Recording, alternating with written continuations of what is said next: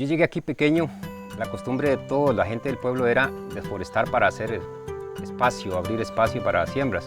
Aún así, después de eso seguimos con la tala de árboles sin darnos cuenta de que esto era un serio problema para el medio ambiente. So in Costa Rica, rural community development is becoming very important. And the village of El Tigre is going to become a model of sustainability and rural development. Ríos Tropicales is one of the beneficiaries from Fundecooperacion Sur-Sur project that has to do with a grant between Bhutan and Costa Rica. I am currently the project coordinator of this community development project that has to do with gender equity, sustainable development, and rural farming. This specific project from Ríos Tropicales, it's a very good example on sustainable tourism because this project is really about thinking globally, acting locally. Fundecooperacion is a foundation. The mission of Fundecooperacion is to fund projects on sustainable development. We've been funding projects for over 15 years. The Pacuare River is one of the most beautiful rivers in the world, and it hosts over 100,000 tourists a year. Many of them stay at the different lodges along the river, and most of them are walking distance to El Tigre. El Tigre project is a real model where it's about them becoming micro-entrepreneurs and having new activities and a new source of income. So it's really about getting the benefits to the community. Our history with El Tigre has been really interesting. In 1980, we were able to purchase our first piece of rainforest. So we were able to purchase this beautiful land next to the river where our lodge is built now. We get this guy saying, hey, I want you to see this piece of farm I have. So we come up this road and we're going to this beautiful area, and he's telling us how he's selling the rights of the land to this deforestation company. And he's getting a road, he's getting the forest deforested so he can have pasture, and we're going, wait a minute. We got to stop this deforestation.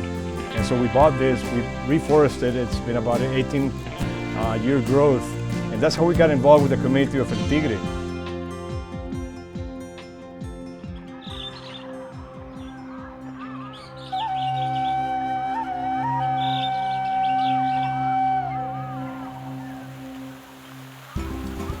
The grant through Fundecooperacion Sur-Sur project has to do with adventure travel and sustainable community development. It's really great because we're able to build some attractions at El Tigre so people that come down the Pacuare can stay longer and have something to do in El Tigre. We're able to develop a serpentarium, a butterfly garden, an orchid garden, a hydroponic organic garden, and we're working with a tilapia development as well, and we have a great internet cafe in town. So now we're able to get tourists that come either on the road or on the Pacuare to visit El Tigre and get something out of it. Plus, the idea was to get the people in the town to be sustainable economically and to lead on the conservation efforts that are being done through Ríos Tropicales. One of the greatest projects from Fundecooperacion was the butterfly garden. The butterfly garden is in a site belonging to Mario Achoy, and he kept on talking about how he wanted to have a butterfly garden. ¿Por qué mariposas? Para mí las mariposas, esto es un lugar mágico y eso es lo que quiero mostrarle a la gente, que la gente pueda venir y que puedan conocer toda su metamorfosis. His family is all involved, his son is one of the guides, his wife and family provide the lunches for the tourists, and the project itself, he's doing it with so much passion. He's selling the poops to the market, he's got a laboratory, he's learning about all this rural community development and how people want to come visit El Tigre and hopefully stay in the town.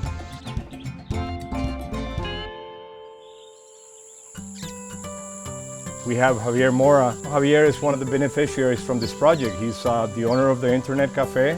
Aquí en el pueblo podemos esperar un buen avance y ya se está dando a razón de que la llegada del sur-sur da la oportunidad a varias familias de tener cosas que nunca había pensado en tener ni tendría el alcance para lograrlo por sí sola. And now Helen Mora, his daughter, runs it, and she's like so happy because she was looking to go away from El Tigre and live somewhere else, live in San Jose and find something to do. So this is a way for her to stay in town. She's taking computer courses and she's able to teach people from El Tigre who never thought about getting internet or never thought about having a computer available to them. La gente del pueblo es quien pueden comunicarse para en otros países o inclusive aquí en el mismo país con amigos o familiares, y también más adelante es que puedan dar clases en línea. We had Carlos Gonzalez, who was already playing with snakes. He loved snakes, so we had been able to help him with some fish tanks. I said, hey, this guy, we can build a serpentarium there. We're able to teach tourists about the different varieties of serpents, and we're able to teach the locals about which snakes are good and which snakes are venomous. Then we're doing a lot about their environmental education. His sister and his mother take care of the orchids. Two of the projects have to do with organic farming. There's a tilapia and there's a hydroponic garden. Usually it's been cilantro farming that's highly in pesticide. So part of the project wanted to change their uses of the soil and use less pesticide. The tilapia project is just a great project for future production. We should be able to provide organic tilapia for the different adventure travel companies that run the Pacuaro River.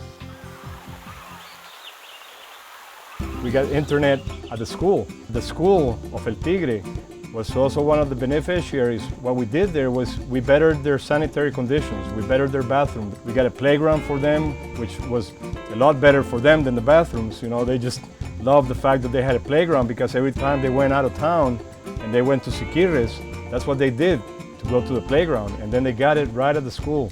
So they're like the happiest kids. They have cleaner water, they have sanitation, and therefore we were able to apply for this Blue Flag program. It has to do with environmental education, it has to do with reforestation. So they're going back to their homes, to where their parents are probably cilantro farmers, and they're bringing in these new values of environmental and sustainability. So it's just been a great project at the school.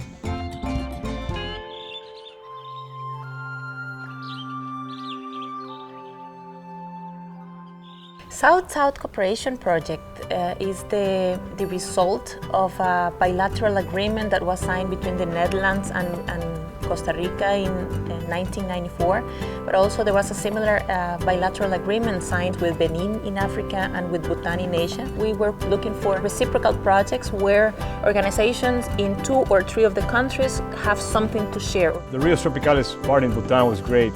2 of our senior guides, Johnny Calderon and Walter Monge, went to Bhutan and were able to participate in a guide training in Bhutan. They're less experienced in Costa Rica. We have a 30-year experience here. It was an incredible opportunity who Rios Tropicales gave us, me and Johnny Calderon as well. We find a place who have a very incredible potential to be one of the whitewater rafting destiny around the world. Once we get to the river with the whole students, people who are gonna get the course with us, one of the challenging things was teach them how to swim. This specific project from Rios Tropicales, it's a very good example on sustainable tourism. Rios Tropicales is teaching the tour operators in Bhutan rafting and kayaking operations. And at the same time, Bhutan is very good in sustainable community tourism, and to include them and have them be part of the benefits of the tourists. So it's really about learning from each other.